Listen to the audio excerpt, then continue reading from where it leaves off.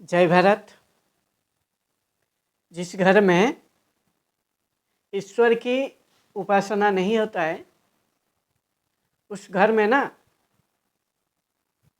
यम का वास होता है। और ये कबीरदास कहते हैं, वो दोहे सुनाता हूँ। वो दोहे सुनाने का बाद कबीरदास ऐसा क्यों बोले हैं थोड़ा चर्चा करेंगे। पहले उस दोहे को सुनाता हूँ। कबीरदास कहते हैं, जा घर हरि भक्ति नहीं, संत नहीं मेहमान, ता घट जम डेरा दिया, जीवित भय समान। ये दोहे का अर्थ है, जिस घर में ईश्वर की उपासना नहीं होता है और साधु संत अतिथि नहीं आते हैं, उस घर में मृत्यु का देवता, जो हिंदू धर्म में मृत्यु का देवता जो यम है, यमराज का वास होता है। यानी ये जो यम यानी मृत्यु का देवता एक अवधारणा है हिंदू धर्म में। और वो जो घर है ना, वो घर शमशान का भांति है। बहुत ही गहरा अर्थ है इसका, आपको समझना चाहिए। क्योंकि जिस घर में ईश्वर की मतलब क्या है, ईश्वर मतलब जो सनातन धर्म में, हमारा जो सनातन धर्म है, जो सत्य है, जिस सत्य का ऊपर टिका है वो सनातन है, जो समय से परे है, जिसको समय छू नहीं सकता। यानी काल से जो परे है, काल से जो परे है उसी को सनातन कहा जाता है। और ये सनातन धर्म में ईश्वर का मतलब है, आप उसको सत्य कह सकते हो, ज्ञान कह सकते हो, आत्मा कह सकते हो, ईश्वर कह सकते हो, परमात्मा कह सकते हो, ब्रह्म कह सकते हो। इसीलिए जो घर में ईश्वर की उपासना नहीं है, यानी जो घर में सत्य टीका नहीं है, जिस घर में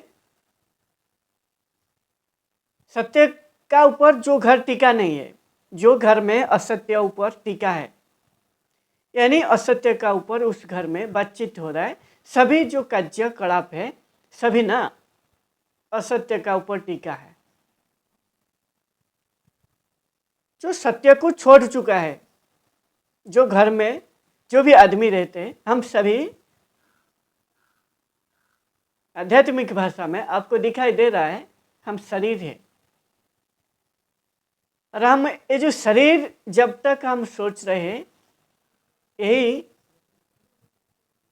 आपको दिखाई दे रहा है ये शरीर, लेकिन यह सत्य है, ये ब्रह्म है, ये माया है। और जब व्यक्ति खुद को शरीर समझता है, अहंकार में आके वो बंधन में बंध जाता है। और इसीलिए वो बंधन में बंध जाता है। ये जो प्रकृति का माया है, प्रकृति का माया में वो फंस जाता है। प्रकृति जो संसार का जो विद्या है, इसको अविद्या कहा जाता है। ये अविद्या आपको, आपका भीतर ना अहंग भाव ला के मैं शरीर हूँ, आप ऐसा सोचने लगते हो। जब आप मैं शरीर हूँ ऐसा आप सोचने लगते हो, आप बंधन में बंध जाते हो, फिर आप सत्य से हट जाते हो। यानी पूरा प्रकृति को भोगने के लिए, लूटने के लिए, किसी भी तरह से प्रकृति का हर एक वस्तु, हर एक चीज को भोगने के लिए आप कोशिश करते हो। वो नारी हो, धन हो, या कोई भी वस्तु, खाने का वस्तु भी क्यों ना हो, सभी को आप असत्य की रास्ते में जाके खुद को उसी रास्ते में लेके लूट के प्रकृति से आपका जीवन को चलाओगे। और हर एक व्यक्ति कोई घर का हिस्सा है। घर का हिस्सा का मतलब मेरा कहना है इतना बस, अब कोई ना कोई परिवार का आप एक व्यक्ति हिस्सा है। इसीलिए जब व्यक्ति असत्य की मार्ग पर जाके, सत्य को छोड़ के असत्य के मार्ग पर जाके जीवन यापन करता है, उस घर में आहिस्ता आहिस्ता वो जो असत्य है हर एक व्यक्ति का ऊपर उसका प्रभाव पड़ेगा। यदि एक ही व्यक्ति भी सत्य के मार्ग पर नहीं चलता है, यानी जो घर में पूरा असत्य के मार्ग पर निकल पड़े हैं, सभी आदमी सत्य को छोड़ चुके हैं, ज्ञान को छोड़ चुके हैं, वो सोच रहे हैं अज्ञान के रास्ते में जाके, ज्ञान को हमको सीखना नहीं है, हमको सत्य का साथ जीना नहीं है, हमको असत्य का साथ जीना है। और जब व्यक्ति असत्य का साथ जीता है, इसका मतलब है वो व्यक्ति खुद को बारीकी से नहीं जानता है। जो व्यक्ति खुद को नहीं जानता है, यानी भीतर का जो प्रकृति है, भीतर का विद्या को नहीं जानता है, यानी वो खुद को शरीर समझता है, वो खुद को आत्मा या ब्रह्म नहीं समझता है। जब तक वो खुद को ब्रह्म या आत्मा नहीं समझेगा, वो शरीर समझेगा, फिर ये जीवन भर अहंग भाव में जिएगा और ये मेरा है, ये मेरा है, वो मेरा है, ये सब मेरा है, ऐसा ऐसा करेगा। पूरा अहंग भाव में आके सभी को, प्रकृति को पूरा लूटने के लिए खुद को तैयार करेगा। क्योंकि ज्ञान नहीं है ना। ज्ञान का नाम, ज्ञान जो आप कहते हो वो ज्ञान ही सत्य है। ज्ञान जो है आज भी आपके लिए जो ज्ञान है, हमेशा ये जो ज्ञान है इस सत्य की तरह आलोक प्रदान करता है। एक जो आत्मा है, आत्मा को आप सत्य ज्ञान भी कह सकते हो, ईश्वर भी उसको आप कह सकते हो, परमात्मा भी कह सकते हो, परम आत्मा भी कह सकते हो। ये सभी जब आप ज्ञान से हट जाते हो और ज्ञान आपका भीतर भर जाता है, तो आप उपासना नहीं कर पाते हो। उपासना का मतलब है एक चीज का प्रति आपको पूरा समर्पण भाव में लंबे समय तक उसी का प्रति आपको समर्पण करके उसी का आगे आपको समर्पण कर देना उपासना है। आप कह सकते हो सत्य का आगे, सत्य को आप जान लिया और उसी सत्य को आगे आपको पूरा समर्पण कर देना। ये जो अहंग भाव है, ये अहंग भाव जो शरीर का मैं शरीर हूँ, ये जो अहंग भाव पैदा कर देता है, यदि इसी को आप समर्पण कर दोगे, इसी को आप समर्पण करके लंबे समय तक इसी को उपासना करोगे, जब तक आप जिंदा हो तब तक यदि ये भाव में आप जियोगे, इसी को उपासना करोगे, मैं शरीर नहीं हूँ, मैं ब्रह्म हूँ, मैं आत्मा हूँ, मैं सत्य हूँ, मैं ज्ञान हूँ,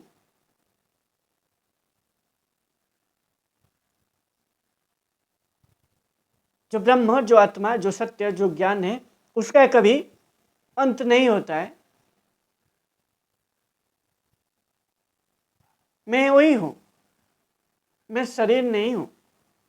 ये तो शरीर मेरे को कुछ दिन के लिए मिला है, ये तो मेरे से चला जाएगा। इसको लेकर मैं क्या करूँगा? इसको लेकर मैं, ये जो मोह माया में ये मेरा है, ये जो आकर्षण माया में मेरे को फंसा देता है, ये मेरा है, ये तेरा है। ये जो आकर्षण में भाई फंस गया हूँ मोह माया में, इसी को काटना है। और इसी को काटने के लिए आपको उपासना करना पड़ेगा जीवन भर। उस सत्य का आगे आपको झुका देना है और झुका के आपको पूरा जो अहंग भाव है, ये अहंग भाव को समर्पण करके उसी को जीवन भर उपासना करना।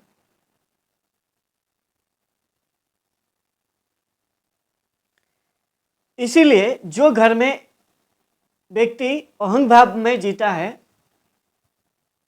सभी लोग जो घर में उपासना नहीं करते हैं, जो सत्य में जीता है, वो आध्यात्मिक हो जाता है। और आध्यात्मिक का मतलब है बाहर का विद्या को, बाहर का जो अविद्या है, बाहर का विद्या नहीं है, विद्या आपका भीतर है। भीतर का एक प्रकृति है, बाहर का एक प्रकृति है। जो संसार बाहर को जानना है, ये अविद्या है, और यही अविद्या आपका भीतर अहंकार पैदा कर देता है। अहंग भाव ला के मैं शरीर हूँ, ये आपको सोच में डाल देता है। फिर आप जब शरीर हूँ सोच लेते हो, फिर आप बंधन में बंध जाते हो, ये प्रकृति से जुड़ जाते हो, प्रकृति को लूटने के लिए। और जब आपको बंधन से मुक्त करना है यदि आपको, तो आपका भीतर जो विद्या है, भीतर में जो प्रकृति है, उसको जानना बहुत ही जरूरी है। और इसी को आध्यात्मिक ज्ञान कहा जाता है। जब आपका आत्मा का साथ साक्षात्कार हो जाता है, यानी सत्य, ज्ञान, ब्रह्म, ईश्वर, परमात्मा, इसी का साथ आपका जब साक्षात्कार हो जाता है, आपका भीतर जो परमात्मा, आप ईश्वर को हो, आत्मा को हो, ब्रह्म को हो, जो वास करता है, जब उसको आप जान लेते हो, मैं शरीर नहीं हूँ, मैं ब्रह्म हूँ, मैं आत्मा हूँ, यदि उसी का प्रति आप समर्पण भाव में जीवन भर उसी का आगे, मैं जो शरीर हूँ उसी को पूरा समर्पण कर देते हो उसका चरण में, और उपासना करते हो जीवन भर, तो आपका जो अहंकार है एक खत्म हो जाता है। ये जो अहंग भाव में शरीर हूँ, इससे आप बंधन से खुद को मुक्त कर लेते हो, और इसी का नाम मुख्य है। जब खुद को आप बंधन से मुक्त कर लेते हो, फिर आप जीवन को खुल के जी पाओगे। जब आपको ये सत्य मालूम हो जाता है, जो भी परिवार का आप सदस्य क्यों ना हो, ये सत्य जानने का बाद आपका सामने जो भी परिवार का और सदस्य होंगे, उसको भी आप सही रास्ते में जीने के लिए आप प्रेरित करोगे। इसीलिए कबीरदास कहते हैं, जिस घर में ईश्वर की उपासना नहीं होता है, यदि आप सत्य की तरफ झुका है, सत्य की तरफ आप जा रहे हो, सही ज्ञान आपको मालूम है, वेद, उपनिषद, शास्त्र, नीति में आप जीते हो, पूरा आप आध्यात्मिक हो जाओगे और आप उपासना करोगे, खुद का उपासना करोगे, यानी खुद का भीतर जो ब्रह्म है उसी का उपासना में जियोगे। और चाह के भी आप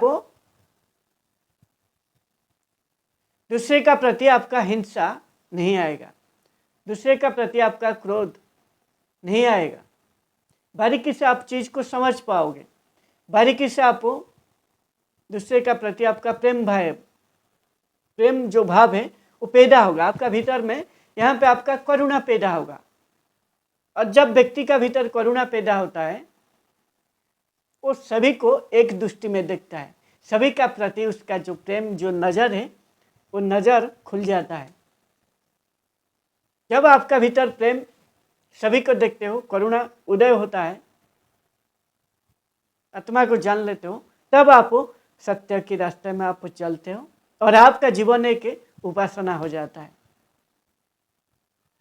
जो आपको जीवन जो जिसके लिए मिला था, धन, अर्थ, मोक्ष, काम, ये चार उद्देश्यों को आप पूरा करोगे।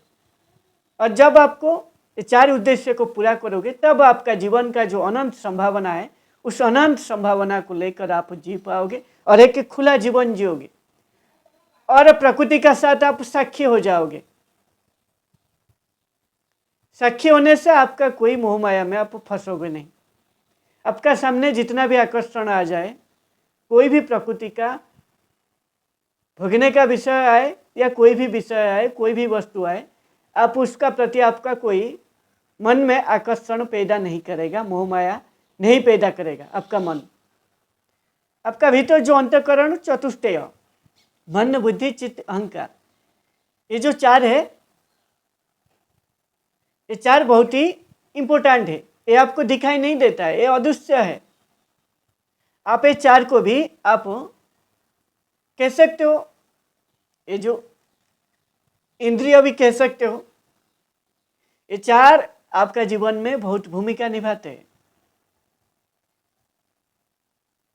और जो 10 इंद्रिय है और ये जो चार है, अंतःकरण, 10 इंद्रिय, ज्ञानेन्द्रिय 5, कर्म इंद्रिय 5, ये 10 इंद्रिय और 4 अंतःकरण,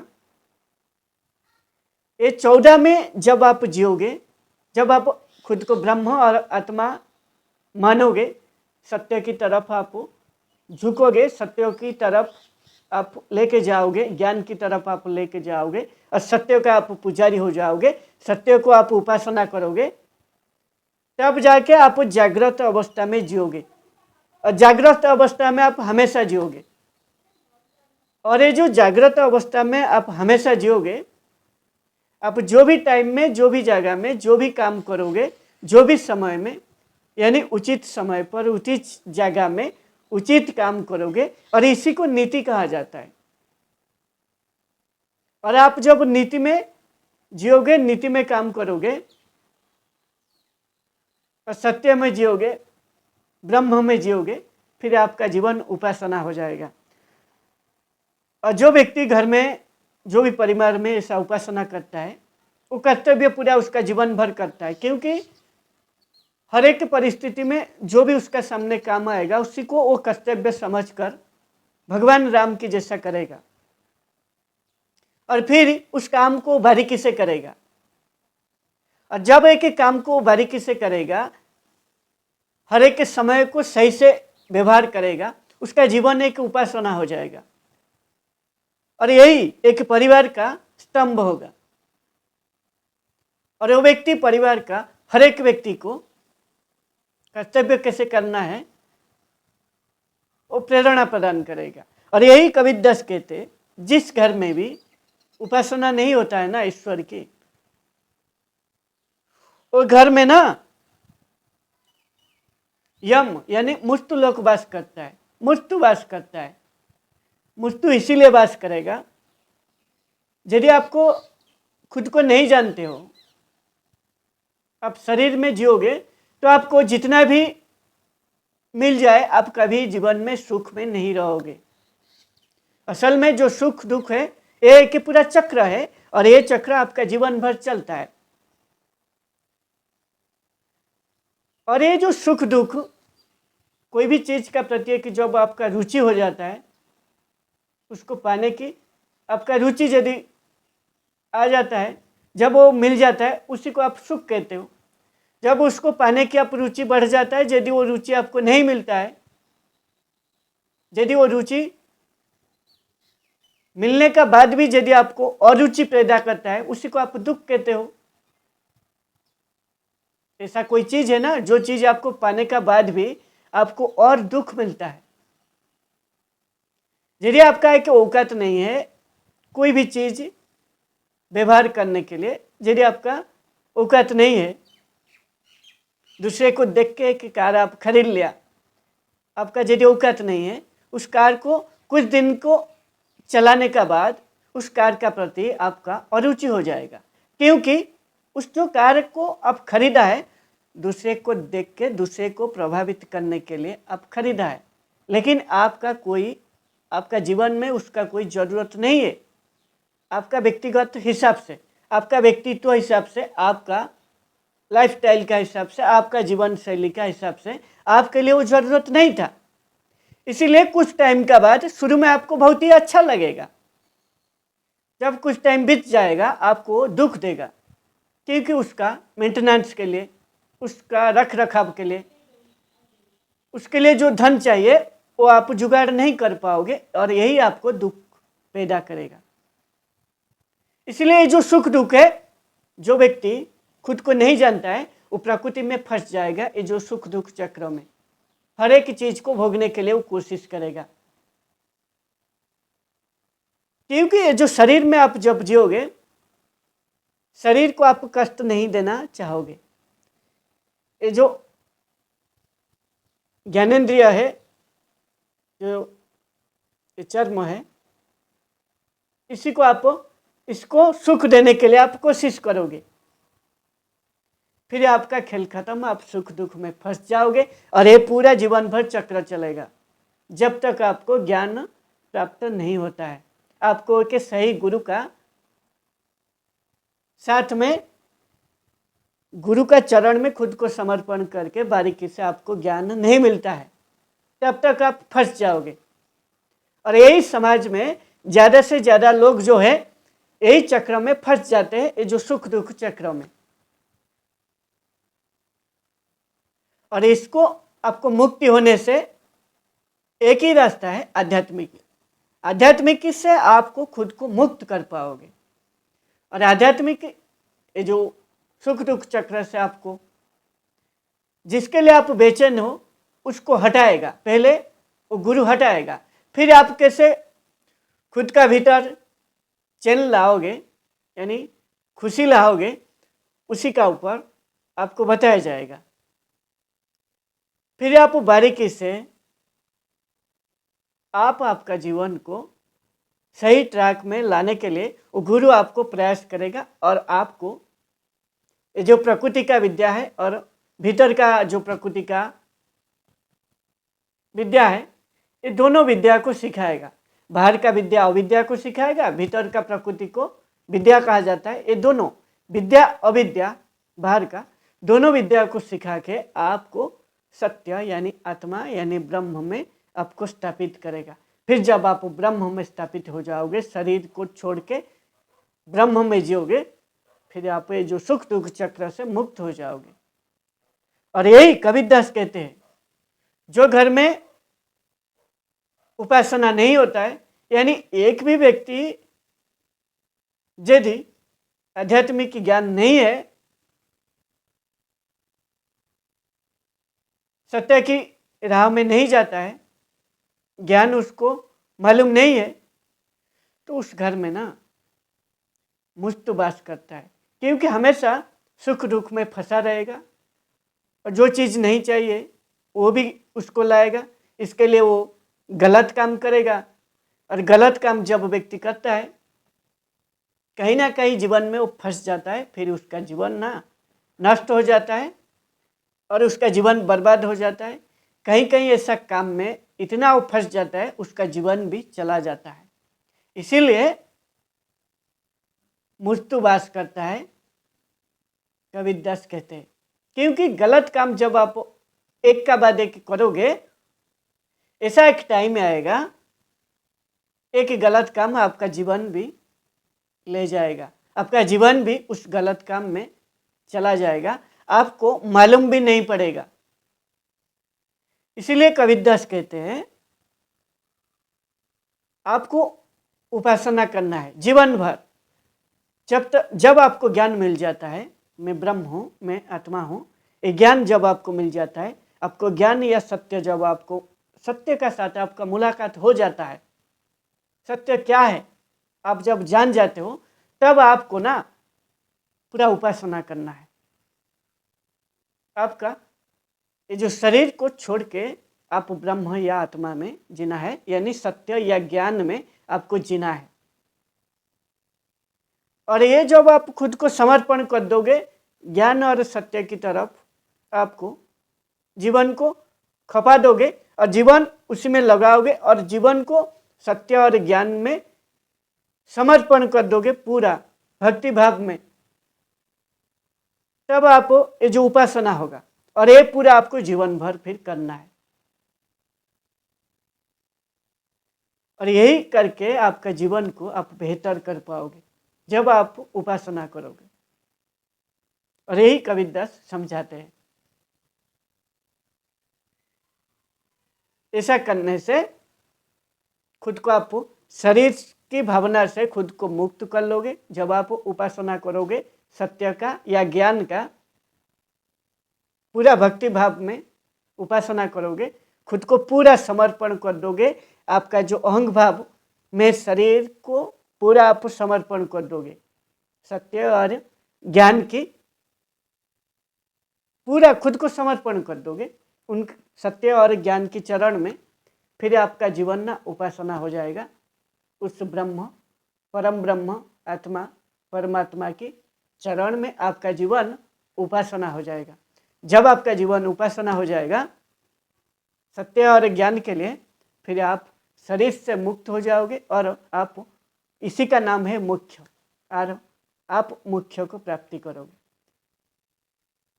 और हरेक घर में, हरेक परिवार में सत्य और ज्ञान, ये दोनों का जब उपासना होगा तब उस घर से यम यानी मृत्यु का दूर होगा और उस घर में सुख शांति वैभव आएगा और उस घर में असल में उपासना होगा। जय भारत।